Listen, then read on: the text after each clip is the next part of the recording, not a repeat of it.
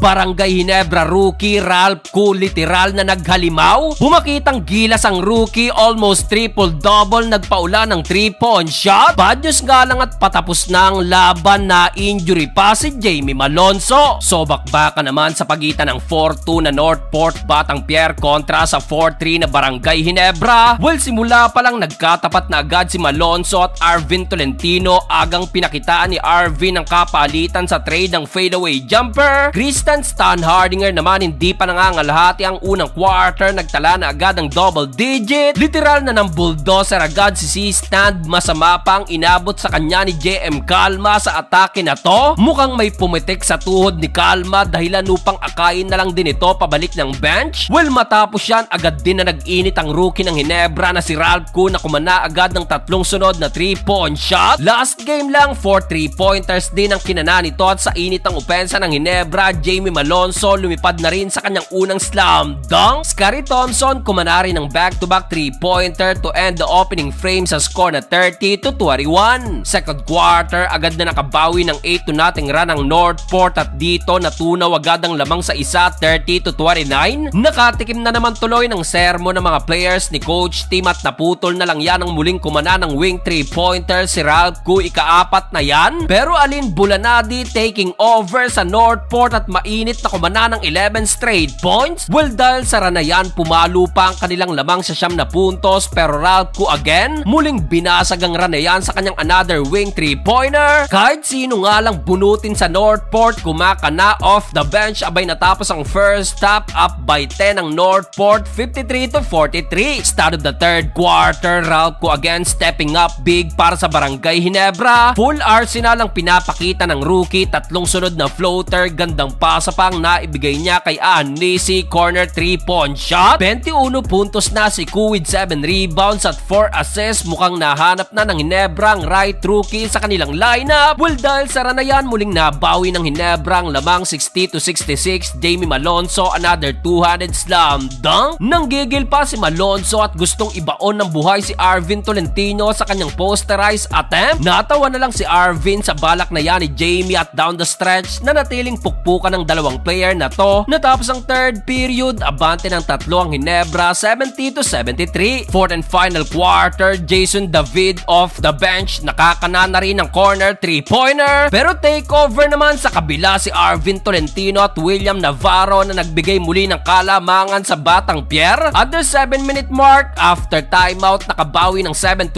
run ng Ginebra mula pa rin sa back-to-back assist ng rookie. Almost triple-double na si Ralph Koo. Sumagot nga lang si Joshua Monson ng wing 3-pointer under 3-minute mark. Tabla na naman tuloy ang talaan sa all-85, pero Ralph Koo again kumana ng dagger 3-pointer. Well, nasundan pa yan ng follow-up slam dunk ni Jamie Malonzo, 90-85. After nyan, another assist na naman Ralph Koo to C-Stand, 92-85. Sagot nga lang ng wing 3-pointer si William Navarro, 92-88. Matapos yan, Ralph Koo again, another assist to C-Stand, 88-95. Sa uli, panalo ang Ginebra sa likod ng halimaw na performance ng rookie na si Ralph Koo with 24 points, 10 rebounds at 9 assists. Hoping nga lang na nating serious sa last play sa nangyari kay Jamie Malonzo.